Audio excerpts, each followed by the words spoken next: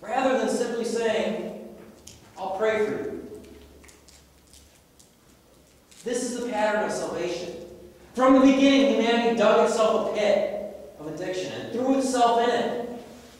But God didn't stand over and say, you really shouldn't be down there. Rather, God again and again watched Israel fall into this pit. And again, Jesus rescued, God rescued them. I mean, think about it. Have you ever thought about the pattern of the Old Testament? Adam and Eve fall. God rescues them. Then you get Noah's Ark. What happens there? Humanity falls. God rescues them again. Then you get Joseph and everybody in Egypt, and humanity falls. God rescues them again. Then you get the Assyrians, and God rescues them again. Then Babylon, and God rescues them again. They just keep falling and falling and falling and falling and falling. But God keeps picking them up. God didn't just stand by and watch the rain fill the hole. Rather, He provided for the means for escape in Jesus. He tossed the rope into the hole and said, anyone who wants help out, just give me a shot and there I'll be. This is what the church needs to be. We need to be the means for recovery from addiction. There are holes everywhere, within the church and outside of it. Many people need to be pulled free. We ourselves need to be pulled free. We need to be accessible and not judgmental. We need to actually be helpful in the act of recovery and not be adding more buckets to the already overfilling grave. I have a friend who was addicted to pornography on the web. It was an endless cycle he could not escape from. He had another friend in the church who loved him greatly. My friend opened himself up to this person and said, I need help.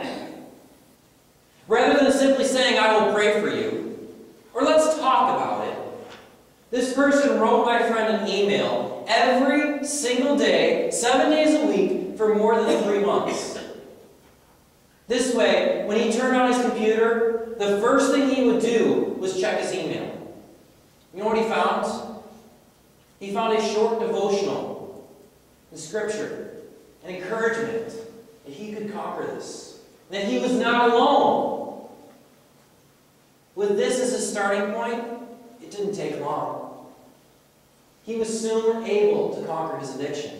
He was not able to climb out of the hole himself, but because the hands and feet of God were present, were willing to sacrifice and invest in Him. I mean, you got to remember every single day. Okay, I got to remember, don't forget, first thing in the morning to write this. Then you got to take the time to do it. Search something, come up with something new every single day that takes time, effort, concentration, and love. It's an investment in that person. We need to be loving, open, and sacrificial. Providing not simply empty words of prayer, because that's what they are if it's unaccompanied by action, but a means to overcome the addiction.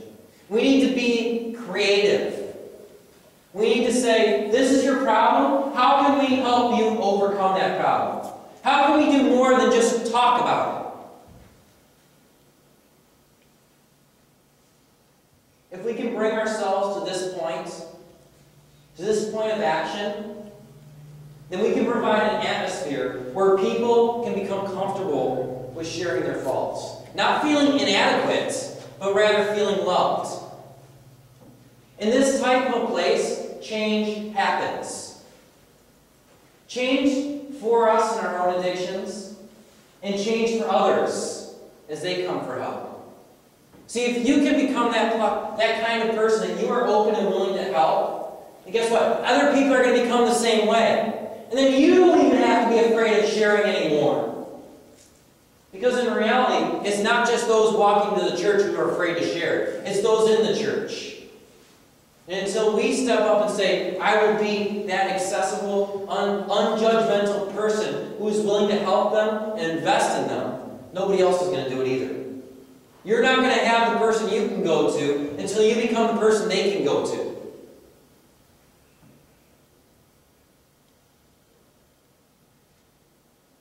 When this happens, we will truly see Romans 12, 1 and 2. We will truly see this become a reality. Conformity to the world will become a thing of the past.